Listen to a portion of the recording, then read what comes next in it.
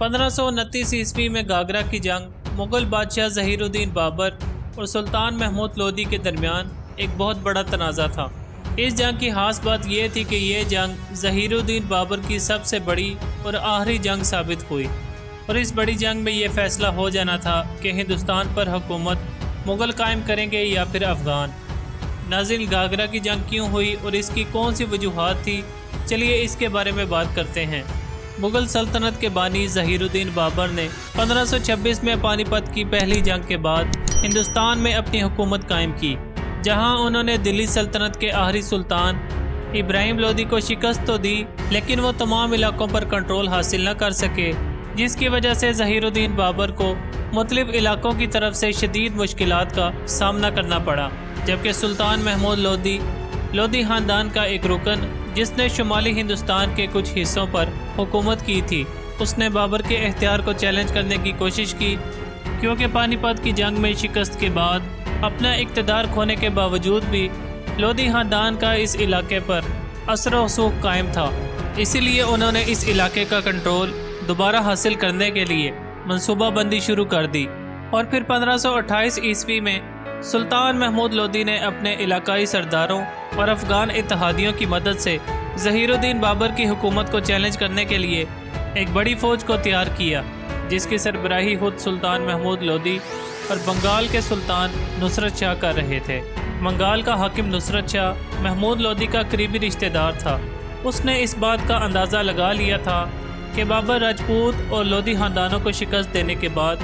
بنگال کی طرف اپنا رخ کرے گا۔ اس کا خیال تھا کہ اگر وہ محمود لودھی کا ساتھ دیتا ہے تو وہ پھر افغان سرداروں کی مدد سے بابر کو شکست دے سکتا ہے۔ اسی لیے نصرت شاہ نے ابراہیم لودھی کا ساتھ دینے کا فیصلہ کیا، جبکہ دوسری طرف افغان سردار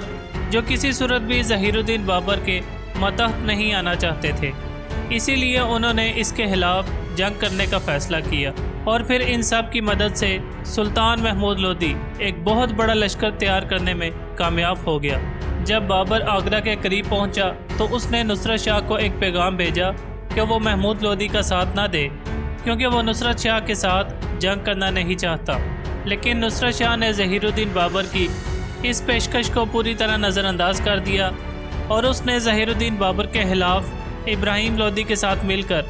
جنگ کی تیاریاں شروع کر دیں۔ اس ساری صورتحال کو دیکھنے کے بعد ظہیرالدین بابر نے اپنی فوج کو متحد کیا اور وہ افغانوں سے جنگ کرنے کے لیے نکل پڑا۔ بالآخر دونوں افواج کا سامنا 1529 کو دریائے گھاگرا اور دریائے گنگا کے درمیان میں ہوا، اسی لیے اس جنگ کو گھاگرا کے نام سے پکارا جاتا ہے۔ جنگ کی صورتحال کچھ ایسی تھی کہ لودھی افواج دریائے گھاگرا کی دوسری طرف، جبکہ بابر کی افواج دریائے گھاگرا اور دریائے گنگا کے درمیانی علاقے میں موجود تھی۔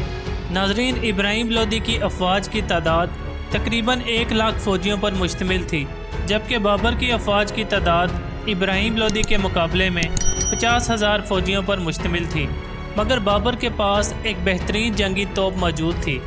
جنگی توپیں ابراہیم لودھی کے پاس بھی موجود تھیں،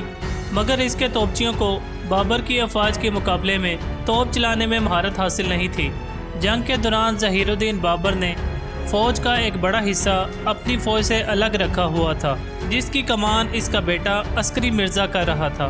اس موقع پر بابر نے اپنے بیٹے کو بولا کہ ہم دشمن پر سامنے سے حملہ کرتے ہیں، تم دریا پار کر کے دوسری طرف سے ان پر حملہ کر دو۔ جنگ کا آغاز ہو گیا اور دونوں طرف سے توپ خانوں کا شدید استعمال کیا گیا۔ اسی موقع پر ظہیرالدین بابر کا بیٹا عسکری مرزا نے دریا پار کیا اور وہ لودھی افواج کی طرف بڑھ گیا۔ جب افغانیوں نے دیکھا کہ بابر کی فوج کا ایک بڑا حصہ دریا پار کر چکا ہے تو ان کی فوج سے ایک بڑا حصہ الگ ہو کر عسکری مرزا کا مقابلہ کرنے کے لیے اس کی طرف بڑھ گیا، جس کے بعد دریائے گھاگرا کے قریب شدید خون ریزی والی جنگ کا آغاز ہو گیا۔ جنگ کے دوران افغانوں نے بھرپور طریقے سے مغلوں کا مقابلہ کیا، لیکن وہ بابر کی شاندار حکمت عملی کی وجہ سے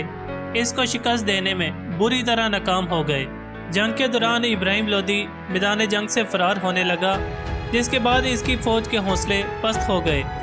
اور اس کی افواج بھی میدان جنگ سے بھاگنا شروع ہو گئی۔ بالآخر جنگ کے اختتام پر ابراہیم لودھی کو بری طرح شکست ہوئی اور ظہیر الدین بابر نے اس جنگ میں شاندار کامیابی حاصل کی۔ اس کے بعد بنگال کے سردار نصرت شاہ نے ظہیر الدین بابر کے ساتھ جنگ بندی کا معاہدہ کر لیا، اور بابر نے بھی امن کے معاہدے کو ترجیح دی کیونکہ ظہیر الدین بابر خود بھی مزید جنگیں نہیں لڑنا چاہتا تھا۔ امید ہے گھاگھرا کی جنگ سے متعلق آج کی یہ تاریخی ویڈیو آپ کو ضرور پسند آئی ہوگی۔ اگر ویڈیو اچھی لگی ہو تو ویڈیو کو لائک کریں، شیئر کریں اور چینل کو سبسکرائب کرنا نہ بھولیے گا۔ ملتے ہیں اگلی ویڈیو میں کسی نئے ٹاپک کے ساتھ، تب تک کے لیے مجھے دیجیے اجازت۔ اللہ حافظ۔